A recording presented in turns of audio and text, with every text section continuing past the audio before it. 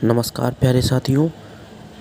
आज हम आपके लिए लाए हैं बौद्ध सभाओं से संबंधित ट्रिक, जिसमें कि आपको पता चलेगा प्रथम बौद्ध संगीति, द्वितीय बौद्ध संगीति, तृतीय बौद्ध संगीति और चतुर्थ बौद्ध संगीति किस जगह पर हुई और किस शासक के शासनकाल में हुई।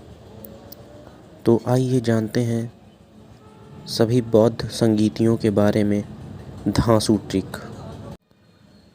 स्थान के लिए ट्रिक कुछ इस प्रकार है। राज ने वैशाली को पटाकर कुंडल दिया। ये मान लेते हैं हम लोग कि एक राज नाम का लड़का था, उसकी गर्लफ्रेंड वैशाली थी। तो पहले वो नहीं मान रही थी, लेकिन राज ने काफ़ी कोशिश की तो वैशाली मान गई, तो उसने उसको पटाकर गिफ्ट में कुंडल दिया। बस यही एक सिंपल सी फ़नी ट्रिक है, हमको याद करने की, बस याद करने की ज़रूरत है। पेपर में आंसर आना चाहिए, बाकी ट्रिक क्या है इससे मतलब नहीं, बस दिमाग में छपना चाहिए। आइए समझते हैं ट्रिक का मतलब क्या है। राज से राजगृह बन जाएगा, वैशाली से वैशाली ही रहेगा, पटाकर से पाटलिपुत्र, कुंडल से कुंडलवन। ये स्थान है कि पहली बौद्ध संगीति का आयोजन राजगृह में हुई थी, दूसरी बौद्ध संगीति वैशाली में हुई, तीसरी पाटलिपुत्र में और चौथी कुंडलवन में। अब जान लेते हैं किस शासक के शासनकाल में ये चारों बौद्ध संगीतियाँ आयोजित की गईं। पहली बौद्ध संगीत जो कि राजगृह में हुई थी वो अजातशत्रु के शासनकाल में हुई थी। इसे कैसे याद रखेंगे हम, एक छोटी सी बात समझते हैं। राजगृह में वर्ड पकड़ते हैं राज, और अजातशत्रु का अजा, राज और राजा ये दोनों सिमिलर वर्ड हैं।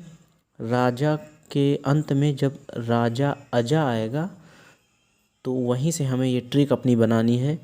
राजगृह यानी कि राजा, और राजा में अजा आता है तो वो याद करने के लिए हमारा हो जाएगा अजातशत्रु।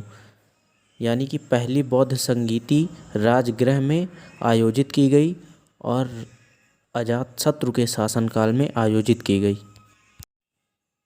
दूसरी बौद्ध संगीति की बात करें तो वो वैशाली में आयोजित की गई थी और कालाशोक के शासनकाल में दूसरी बौद्ध संगीति आयोजित की गई थी। इसकी ट्रिक हम लोग इस प्रकार से बनाएंगे। वैशाली से एक वर्ड रिलेट करेंगे काली, और चूँकि ये कालाशोक के शासनकाल में हुई थी तो काली से हमारा वर्ड बनेगा काला, वैशाली से हमारा वर्ड बना काली, और काली से हमने काला बनाया। तो इस तरह से याद करेंगे। वैशाली स्थान पर कालाशोक के शासनकाल में द्वितीय बौद्ध संगीति का आयोजन किया गया। तीसरी बौद्ध संगीति को हम लोग कुछ इस प्रकार से याद करेंगे।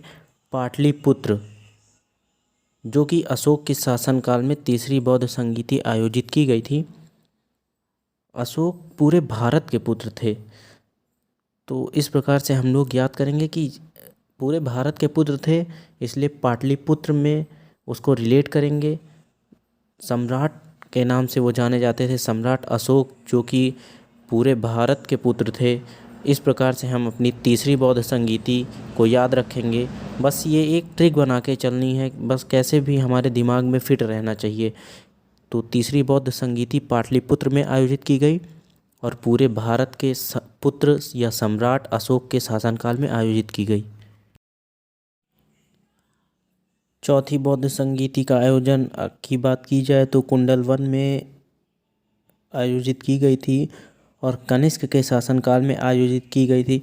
इसमें बस हमें का वर्ड को पकड़ना है कि कुंडलवन और कनिष्क ये दोनों वर्ड्स सिमिलर लग रहे हैं, इसलिए चौथी बौद्ध संगीति कुंडलवन में आयोजित की गई और कनिष्क के शासनकाल में आयोजित की गई।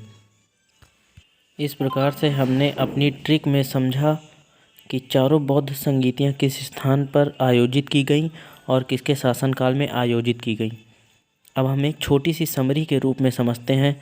चारों बौद्ध संगीतियों को अपनी स्क्रीन पर देखते हैं और उसकी समरी आप लोग चाहें तो स्क्रीनशॉट ले लें, ताकि याद तो रहेगा ही, लेकिन एक बार रिवीजन करते रहेंगे तो हमेशा माइंड में बैठ जाएगा।